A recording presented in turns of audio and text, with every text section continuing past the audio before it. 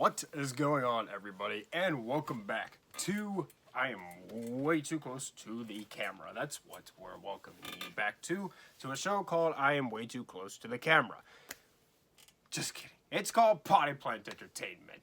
And in case you don't know, my name is Chris. I review movies and direct them on a scale of 0 to 100 in increments of 5. Now, as you can tell, I got way too much sun today. I was at the Memorial Day Parade in Washington, D.C.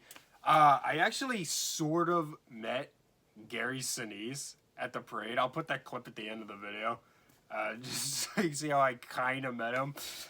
But that was pretty cool. But anyways, I figure since it's Memorial Day, we will be continuing our Michael Bay series with 13 Hours.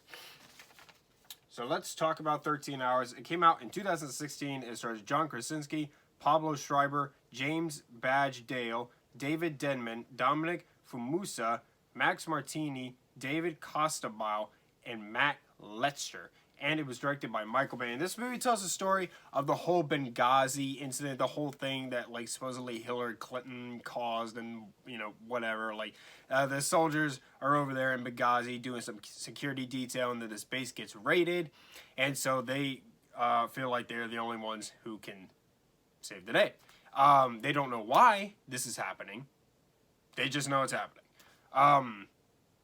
So this movie obviously was a little bit of a talking point when it came out, because it came out when Donald Trump and Hillary Clinton were like neck and neck in the race, and obviously Hillary Clinton is super controversial because of this whole incident. But the movie isn't political, but it's just that the timing was very odd. But anyway, so let's talk about what I liked about 13 Hours and what I did not like. I will say, though, this is definitely one of Michael Bay's better films. If you have not seen this, definitely check this out. This isn't an obnoxious, annoying movie like a lot of the movies he makes. This is actually very well made and respectable. So I recommend it. So let's talk about it. So for one thing, my understanding is that this movie is very accurate to the real events, which is very good. I appreciate when it's based on a true story movie is actually accurate. I think Bay handles this story maturely, and he honors this real life story in a very patriotic and mature way. I like his color grading. He does like have this tendency to like oversaturate his films, but for me, it actually worked here. He doesn't overly stylize the film. He does dial back his own Bayhem, and I think he realized he needed to do that in order to sort of be respectful, so I appreciated that. The cinematography, for the most part, is really good. The action is really, really good. The performances are really good, and it showed how much John Krasinski was growing as an actor. Before this, he was just pretty much known as Jim, and he had done like a few rom-coms and stuff, but this was like when people were like, hey, John Krasinski, holy crap, dude can act. And now he's directing big horror blockbuster flicks, so, you know, good for him. Once this movie picks up, there is constant tension, and we feel like we are stuck in the situation with them. This movie, it never delves into the political side of the situation, because these guys in the situation, they didn't know what was going on. And so us as an audience, they sort of leave us in the dark about it too, so that we go on this journey with them. Which I think is part of the reason why they didn't incorporate the Hillary Clinton aspect of it, because they wanted us to feel stranded and desperate just like these guys did. And I thought that was a really great creative choice. The characters are humanized and they're very easy to care for. The downtime between the action allows for some great character development.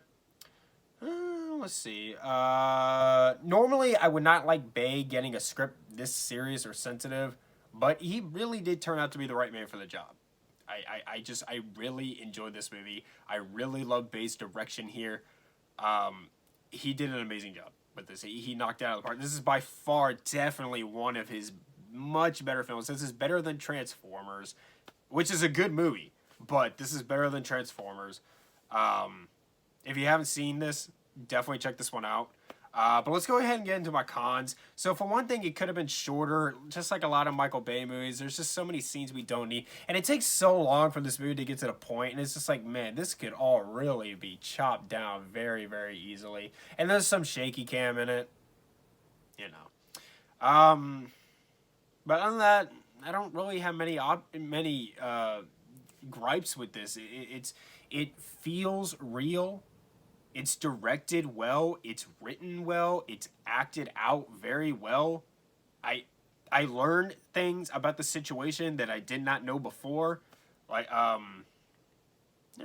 So that just I really think this is a great movie. I know a lot of people kind of think that this is just okay. Not me. I think this is a fantastic movie. I really, really like it. And I'm going to give 13 Hours a 90. All right. We will be back very soon with tons more content. So thank you so much for watching. Subscribe to Poly Player Entertainment for more. Hit the like button. Leave me reviews, suggestions down in the comments down below. Follow me on Instagram at Poly Player Entertainment for channel updates. And follow me on TikTok for bonus content. Happy Memorial Day. Thank you to all who serve. And much love. Lieutenant Dan! Great concert!